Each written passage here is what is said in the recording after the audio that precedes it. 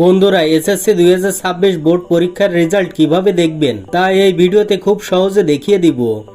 তাই ভিডিওটি টানাটানি অথবা স্কিপ না করে প্রথম থেকে শেষ পর্যন্ত দেখুন। তো চলুন মূল ভিডিওটি শুরু করি। ওকে, তো এই ভিডিওতে আমি অফিসিয়াল ওয়েবসাইট এবং এসএমএস এর মাধ্যমে কিভাবে রেজাল্ট দেখতে হয় খুব সহজে সেটাই দেখিয়ে দিব।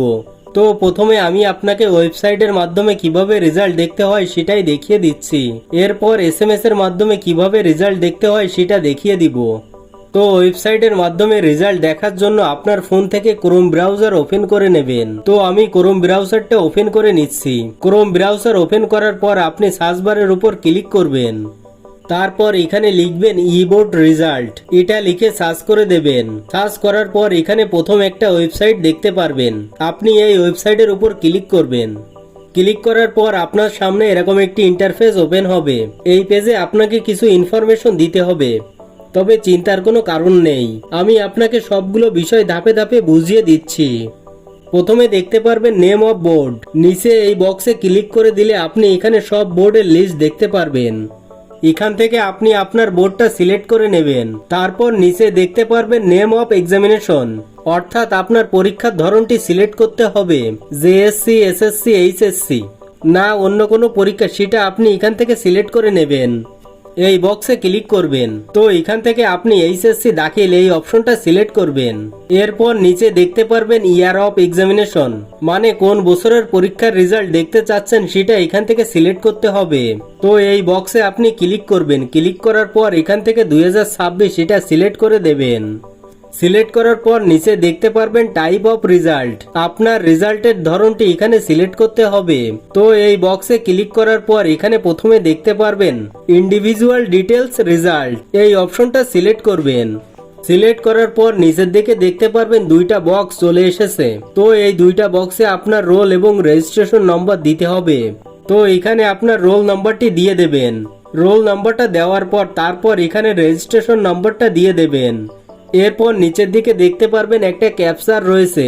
তো এই ক্যাপচারটা আপনাকে কমপ্লিট করতে হবে। তো এই ক্যাপচারটা যদি বুঝতে না পারেন তাহলে এখানে রিফ্রেশে ক্লিক করে নতুন একটি ক্যাপচার নিয়ে আসবেন। ক্যাপচারের ভিতরে যে নাম্বারটি থাকবে সেই নাম্বারটি আপনাকে এই বক্সে বসিয়ে দিতে হবে। ক্যাপচারটা দেওয়ার পর এখান থেকে ভিউ রেজাল্ট অপশনে ক্লিক করে দিলেই আপনার রেজাল্টটা দেখতে পারবেন। তো যখন রেজাল্টটা পাবলিক হবে তখন আপনি ভিউ রেজাল্ট অপশনে ক্লিক করার সাথে সাথে রেজাল্টটি দেখতে পারবেন। আশা করি বুঝতে পেরেছেন। ওকে, তো এবার আমি দ্বিতীয় সিস্টেমটা দেখাচ্ছি। তো অনেক সময় দেখা যায় অনেক ট্রাফিকের কারণে ওয়েবসাইটের ভিতরে ঢুকতে পারি না।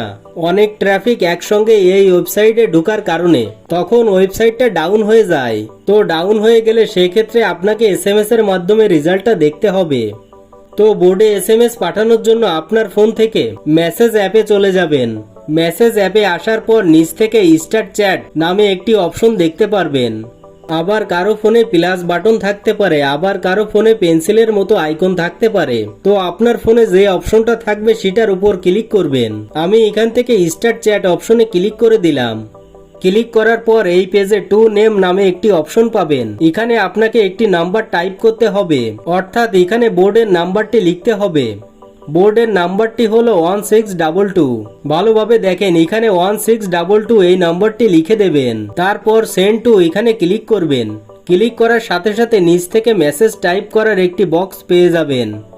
তো এখানে ক্লিক করে আপনি প্রথমে লিখবেন এসএসসি। এসএসসি লেখার পর একটি স্পেস দেবেন। তারপর আপনি যে বোর্ডের শিক্ষার্থী সেই বোর্ডের নামের প্রথম 3টা বড় হাতের অক্ষর লিখে দেবেন।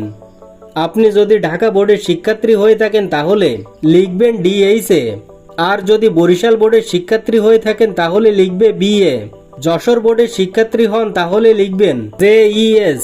এরপর স্পেস দেবেন। তারপর আপনার রোল নম্বরটি লিখবেন। আমি এখানে আপনাদের দেখানোর জন্য একটি রোল নম্বর লিখে দিলাম। রোল নাম্বারটা লেখার পর আবার একটি স্পেস দেবেন। তারপর আপনার পরীক্ষার সালটা লিখবেন। তো আপনি যেহেতু 2026 সালের পরীক্ষার রেজাল্ট দেখতে চাচ্ছেন তাই এখানে লিখবেন 2026। তো আমি যেভাবে লিখেছি ঠিক এভাবে এগুলোর মাঝে অবশ্যই স্পেস দিতে হবে। তো ঠিক এভাবে আপনার ইনফরমেশনগুলো লেখার পর এখানে যে সেন্ড বাটন দেখতে পাচ্ছেন এই সেন্ড বাটনে ক্লিক করে মেসেজটি সেন্ড করে দেবেন। তবে মেসেজ সেন্ড করার সময় আপনার ফোনে অবশ্যই 3 টাকার উপরে ব্যালেন্স থাকতে হবে। অর্থাৎ প্রায় 2 টাকা 66 পয়সার মতো SMS চার্জ হিসেবে কেটে নিবে। যদি পর্যাপ্ত ব্যালেন্স থাকে তাহলে পরবর্তী SMS এর মাধ্যমে প্রায় 1 মিনিটের মধ্যে আপনার রেজাল্টটি চলে আসবে। তো এভাবে আপনি আপনার রেজাল্টটি খুব সহজেই দেখে নিতে পারবেন। তো এটাই ছিল দেখানোর। ভিডিওটি ভালো লাগলে লাইক, কমেন্ট ও শেয়ার করবেন।